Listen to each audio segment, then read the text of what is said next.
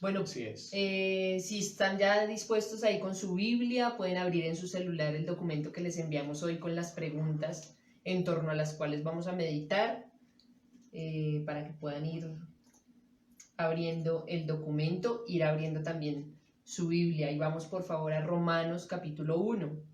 Recuerden que estamos estudiando esta carta que escribe el apóstol Pablo a los romanos y queremos hacer un estudio detallado, tranquilo, juicioso de lo que el apóstol Pablo escribió inspirado por el Espíritu Santo en esta carta. Y por eso nos hemos tomado el tiempo de meditar en cada versículo que ha sido tan valioso, ¿no? Y los versículos en los que vamos a meditar en esta noche son fundamentales, como lo decíamos ahí en el documento, para nuestra fe cristiana. Así es.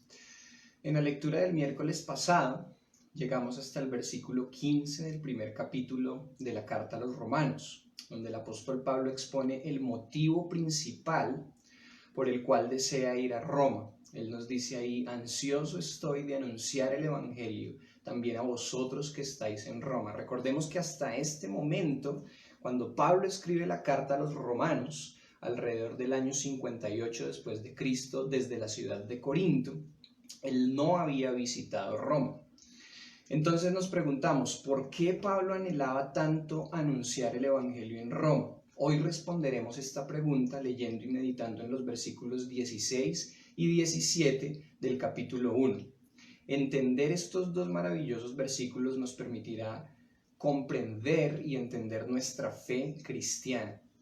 A manera de introducción también, decidimos una sola sesión para el versículo 16 y 17 del capítulo 1 de la carta a los Romanos, porque algunos autores, predicadores, comentaristas, y nosotros también estamos de acuerdo, creemos que es la declaración, versículos 16 y 17 de Romanos capítulo 1, creemos que es la declaración más importante escrita en la historia de la humanidad. Es decir, ningún libro, ninguna historia, absolutamente nada en la literatura universal puede ser tan importante como esta declaración de Romanos 1, 16 y 17. Este es el texto más importante escrito en la historia y también es la tesis del Evangelio, porque aquí Pablo explica qué es el Evangelio y cuál es su propósito, por qué lo necesitamos.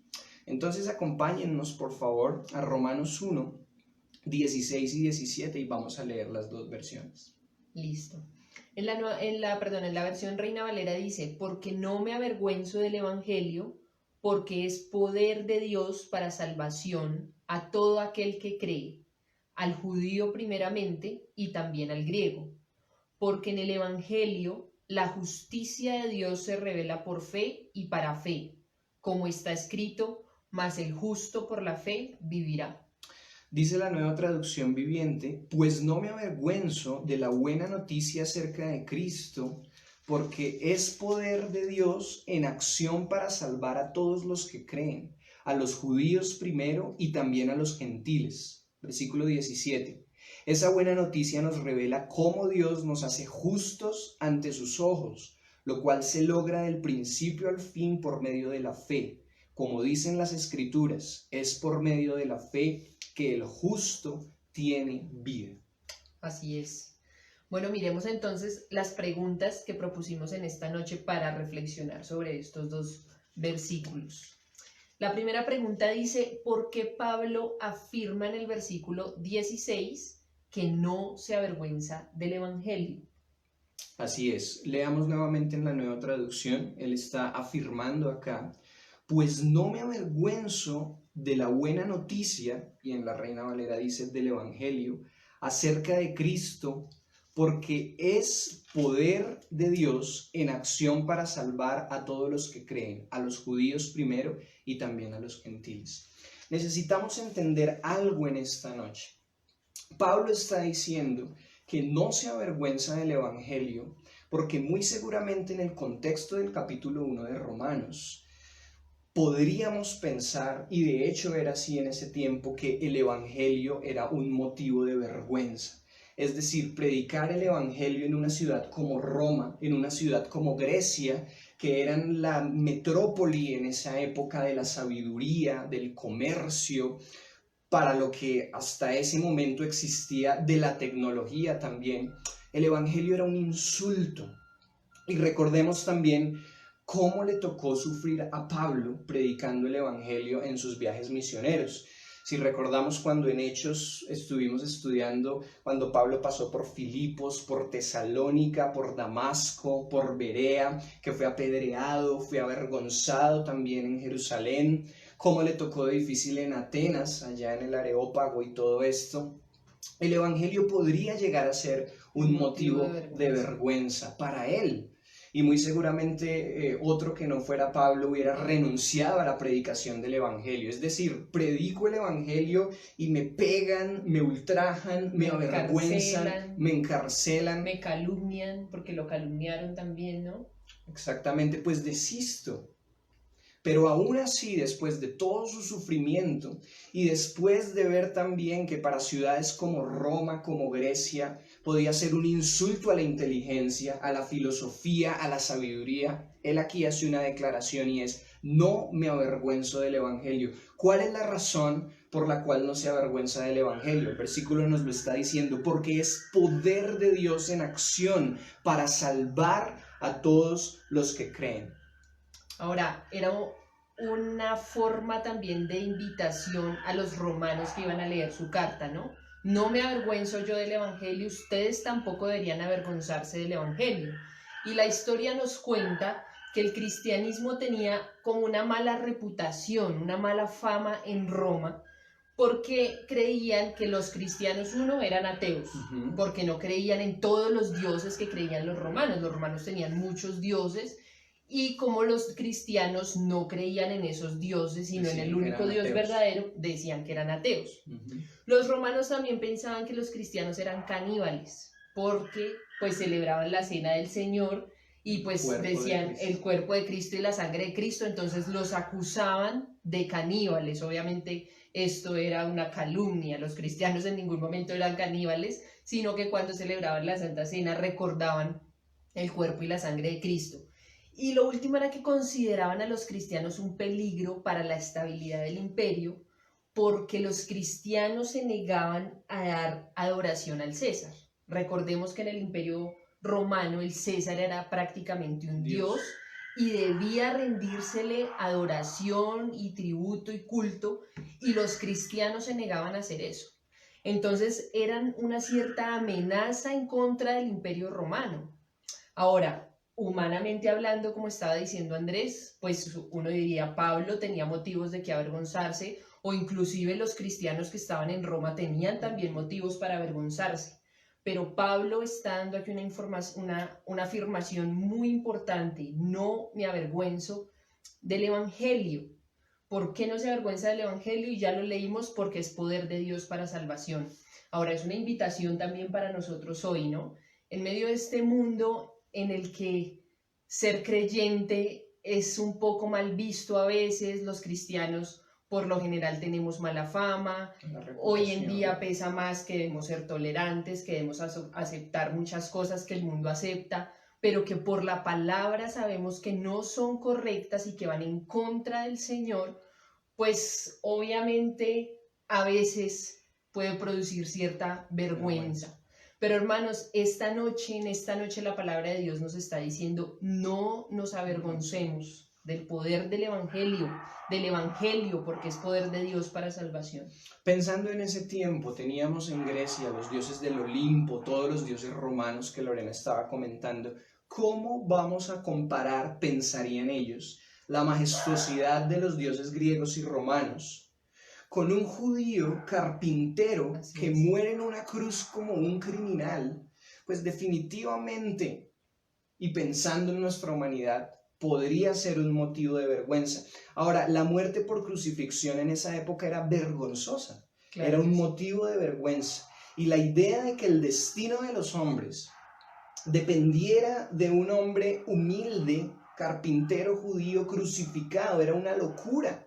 El evangelio era un insulto, como ya lo dijimos, a la inteligencia. Pero vamos a mirar 1 Corintios 1:18. Allí sí tienen sus Biblias, 1 Corintios 1:18, ¿qué dice? Mientras los hermanos se encuentran, yo voy a anotarles la cita por aquí. Vamos a leerlo en la Nueva Traducción Viviente. Primera de Corintios 1:18. Dice, el mensaje de la cruz es una ridiculez para los que van rumbo a la destrucción, pero nosotros que vamos en camino a la salvación sabemos que es el poder mismo de Dios. Como dicen las Escrituras, destruiré la sabiduría de los sabios y desecharé la inteligencia de los inteligentes. Leímos también el 19. En la Reina Valera dice, el Evangelio es locura para los que se pierden, pero para aquellos que van a ser salvos es poder de Dios. Así que aquí lo podemos ver también cuando Pablo lo dice en Primera de Corintios, el Evangelio podría llegar a ser una locura, pero aquellos que se salvan es poder de Dios y, una vez más, no debemos avergonzarnos del Evangelio porque es poder de Dios, lo reafirma ahí en el versículo 16. Bueno, y dice porque es poder de Dios para salvación a todo aquel que cree. Y miremos entonces la segunda pregunta. ¿Cuál es el alcance del Evangelio? ¿Cuál creen ustedes que es el alcance del Evangelio? Cuando decimos alcance nos referimos para quiénes está el Evangelio, quiénes tienen acceso al Evangelio. Y claramente lo que está diciendo aquí es que Pablo no se avergüenza del Evangelio porque es poder de Dios para salvación a todo aquel que cree. Y luego complementa diciendo, al judío primeramente y también al griego. Recordemos, y creo que ya lo hemos dicho miércoles anteriores, para los judíos pues estaba los judíos y los gentiles. Digamos que eran dos grupos en los que podía dividirse la humanidad, los judíos y los que no eran judíos, a los que llamaban gentiles. Aquí Pablo está usando el término griegos, ¿no? Refiriéndose también en esa época a los sabios. Entonces está diciendo, es poder de Dios para salvación a todo aquel que cree, al judío primeramente y también al griego. Amigos y hermanos que nos están viendo en esta noche, el poder del Evangelio para salvación está al alcance de todo aquel que cree en este mensaje de salvación. Hay aquí algo importante y es que el versículo 16 nos explica qué es el Evangelio y también nos explica cuál es el propósito del Evangelio. Entonces, si ustedes ven ahí en sus Biblias, lo que nos está diciendo es, no me avergüenzo de la buena noticia. Eso fue lo que dijimos en sesiones pasadas. El Evangelio es la buena noticia de que Cristo murió en la cruz para el perdón de nuestros pecados y resucitó al tercer día para darnos vida eterna. Ese es el Evangelio, esa es la buena noticia. Pero aquí nos está diciendo que esa buena noticia es poder de Dios. Y ahí nos está explicando también qué es el Evangelio. Poder de Dios. Pero ¿cuál es su propósito? Y ahí viene después del para en el versículo 16. ¿Cuál es el propósito del Evangelio? Salvar a todos los que creen. En primer lugar a los judíos, para quienes fue escrito el Antiguo Testamento.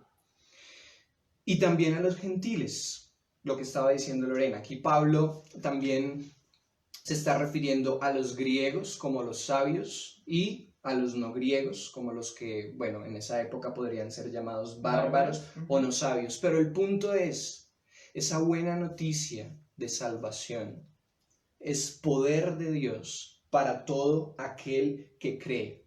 Y Pablo, el apóstol Pablo, es uno de los primeros testigos que podemos encontrar, bueno, no uno de los primeros, uno de los tantos testigos que podemos encontrar y del cual podemos dar fe de que el Evangelio es poder de Dios para transformar. Recordemos que esa palabra poder ahí en el versículo 16 en el griego es la palabra dunamis, de donde también viene la palabra dinamita. El Evangelio es como dinamita, pero no para destrucción, sino para construir, para edificar, para transformar. Tiene el poder de la dinamita. Es una explosión en nuestro corazón. Esa buena noticia de que Cristo murió por nuestros pecados y resucitó para darnos vida eterna. Es una explosión en nuestro interior para construir, para edificar, para transformar. ¿Y por qué decimos que Pablo es uno de los tantos de los cuales por la Escritura podemos dar fe que el Evangelio es poder transformador? Porque Pablo era un asesino de cristianos, era un perseguidor de la iglesia, era un difamador del Evangelio, era un difamador de Cristo. Pero cuando recibe en su corazón, tiene un encuentro con ese Evangelio, pasa de ser un asesino y un perseguidor a tener a Cristo en el primer lugar en su corazón y a que Cristo se convierta en su pasión. Ese es el poder transformador, ese es el poder del que habla el versículo 16. Así es, entonces una palabra clave en este versículo, poder. Ya hemos hablado del Evangelio, que es la buena noticia, poder de Dios, pero ¿para qué? Para salvación. Ahora, seguramente muchos estarán preguntando o nos hemos preguntado, bueno, ¿salvación de qué? ¿De qué necesitamos ser salvos?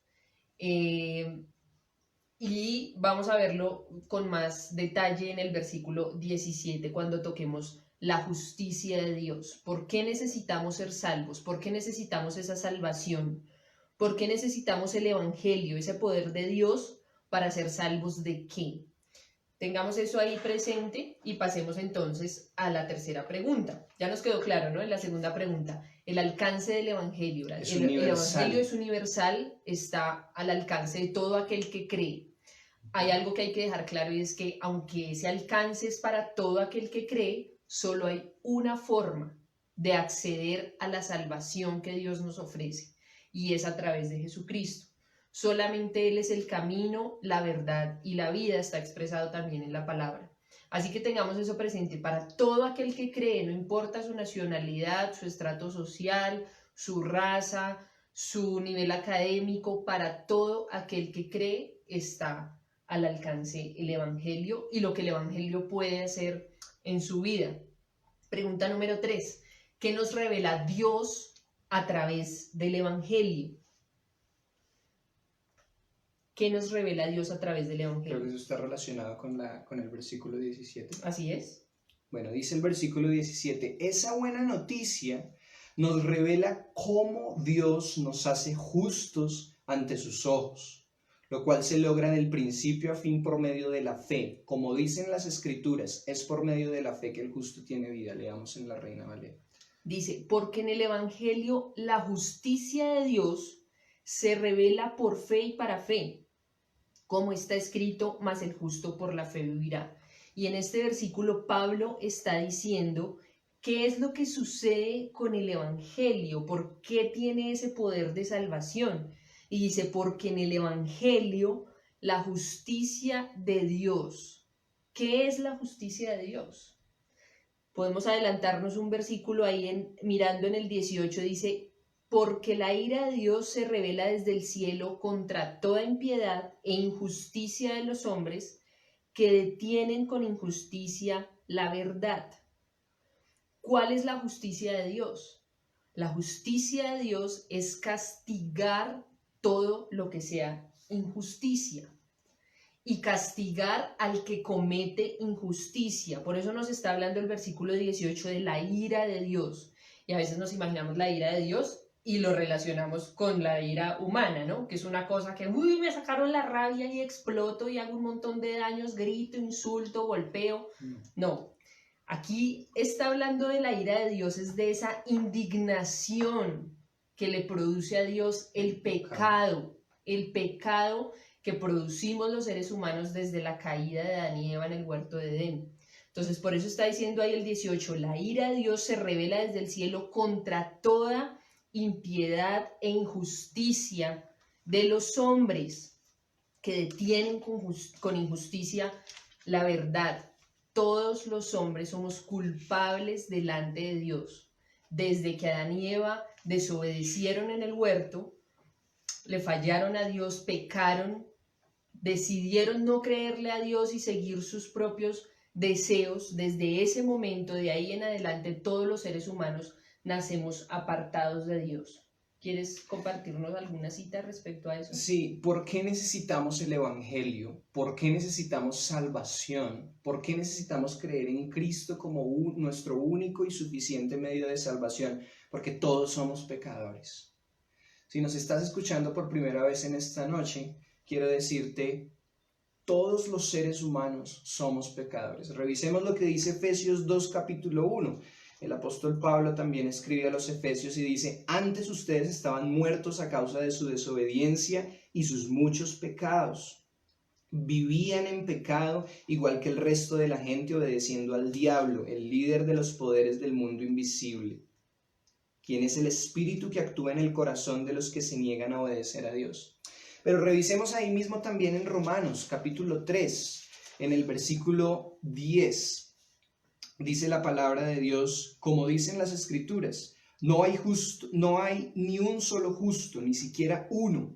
Nadie es realmente sabio, nadie busca a Dios, todos se desviaron, todos se volvieron inútiles, no hay ni uno que haga lo bueno, ni uno solo.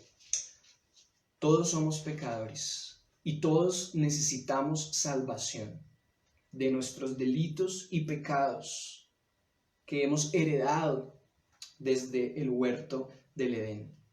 Así es. Bueno. Es muy importante tener presente eso y tener muy presente lo que estamos estudiando en el versículo 17. Esa buena noticia nos revela cómo Dios nos hace justos ante sus ojos, lo cual se logra de principio al fin por medio de la fe. Como dicen las Escrituras, es por medio de la fe que el justo tiene vida. Recordemos año 1516, 1517, Martín Lutero, un monje alemán. Cuando él estaba estudiando en la Universidad de Wittenberg, él leyó este texto y para él este texto fue revelador. Él entendió que no era como la Iglesia Católica Romana decía, que éramos salvos por creer, pero también por nuestras buenas obras. Cuando él lee, mas el justo por la fe vivirá, entiende que la justicia de Dios en él no está traducida en que somos castigados por nuestros pecados, sino que Cristo murió por nuestros pecados.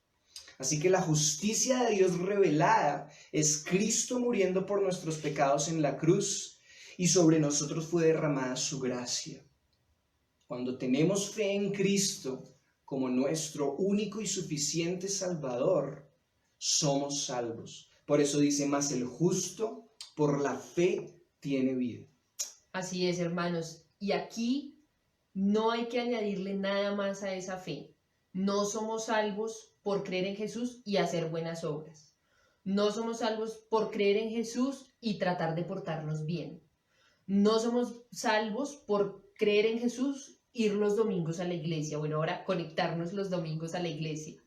No, hermanos, somos salvos por fe.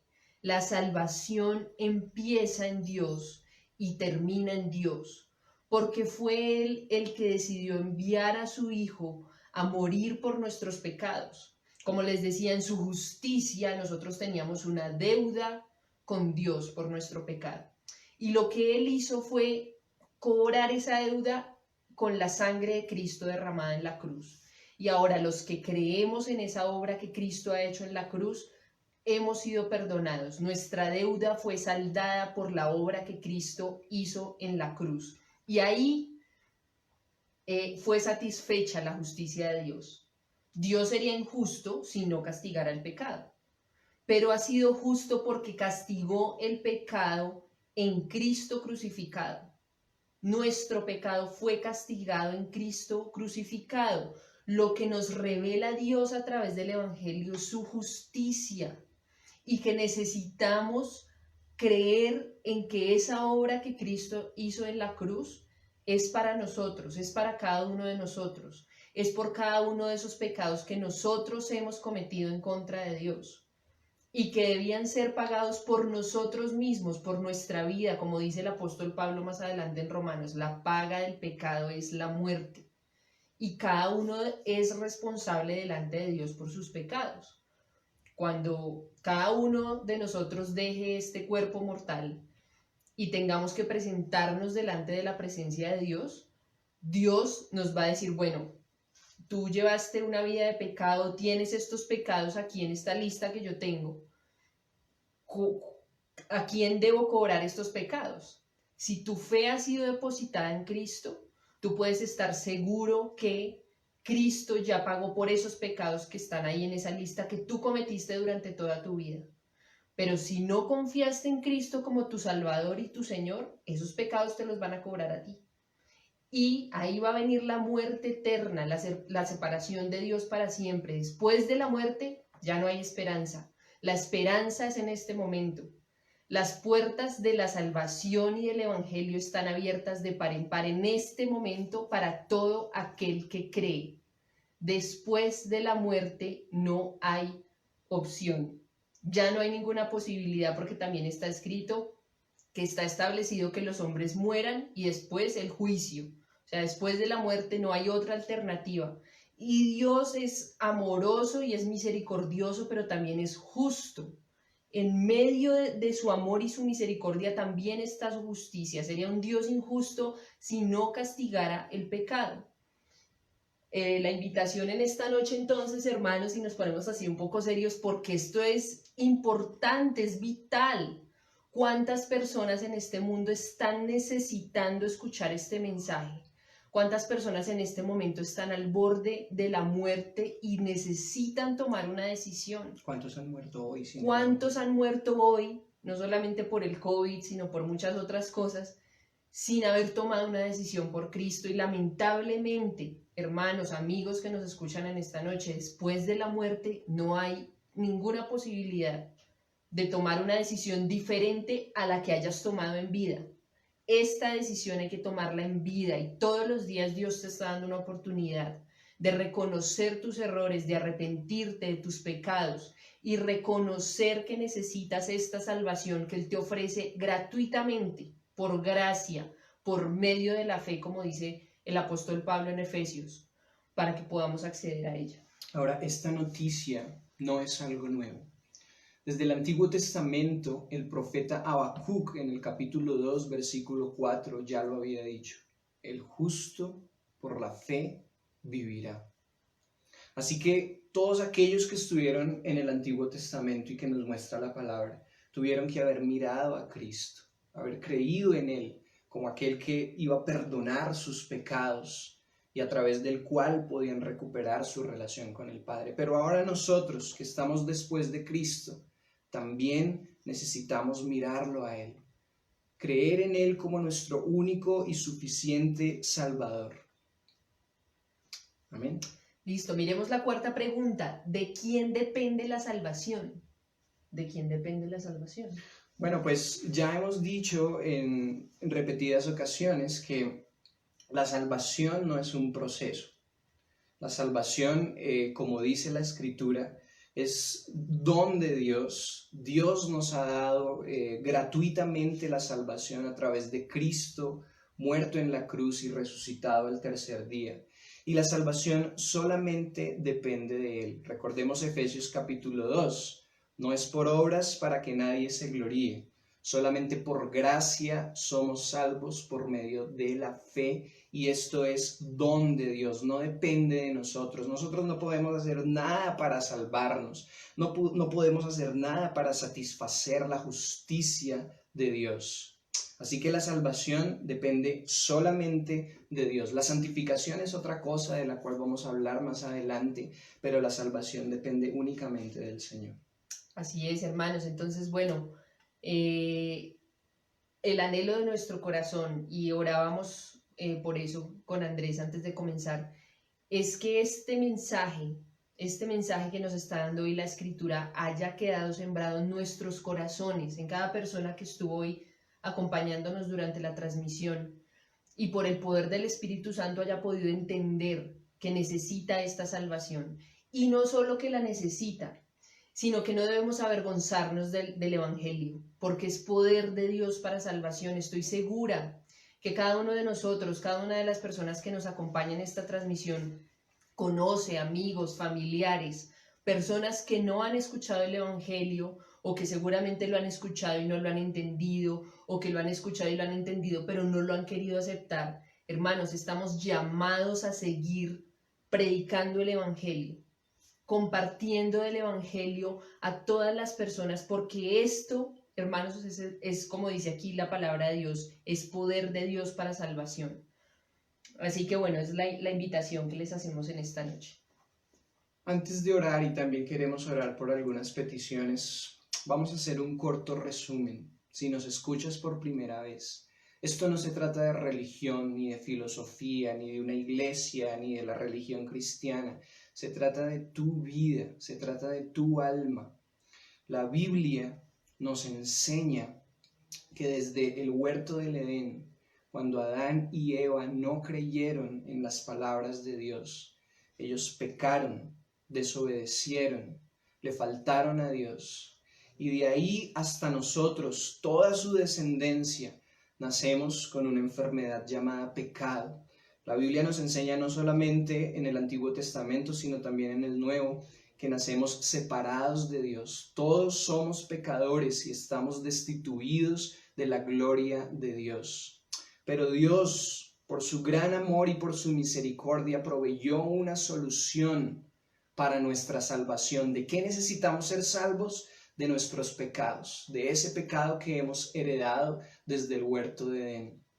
Y Dios proveyó la solución, envió a su Hijo a morir en una cruz para perdonar nuestros pecados. Cristo es el único mediador entre Dios y los hombres.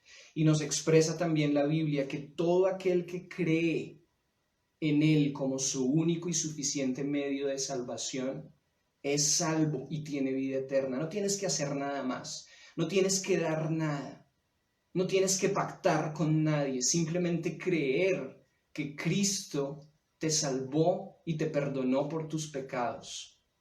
Así que oremos en esta noche y si quieres ora con nosotros. No es una oración lo que te da salvación, sino el creer en Cristo como tu Salvador, pero a partir de esta oración puedes iniciar un camino en el cual dices, quiero estudiar la Escritura, quiero recuperar mi relación con Dios y quiero tener vida eterna. Así que oremos. Dios, gracias por este tiempo que nos permites compartir. Gracias porque a través de tu Hijo Jesús nos has dado salvación. Y hoy, Señor, queremos orar y pedirte, Señor, que nos ayudes a entender, así como Martín Lutero entendió, así como todos aquellos en la historia, en tu palabra, Señor, todos los reformadores entendieron que el justo por la fe vivirá. No es por las indulgencias, no es por nuestros esfuerzos, no es por nuestros pactos, es por creer en ti como nuestro único y suficiente medio de salvación. Gracias porque tú has revelado tu justicia en Cristo, castigando a Cristo en una cruz para el perdón de nuestros pecados y derramando sobre nosotros tu gracia, porque fuimos declarados inocentes por la muerte de Cristo en la cruz. Hoy venimos delante de ti y nos arrepentimos de nuestros pecados y creemos que en Jesús hemos sido justificados, hemos sido declarados justos. Te damos gracias. Amén.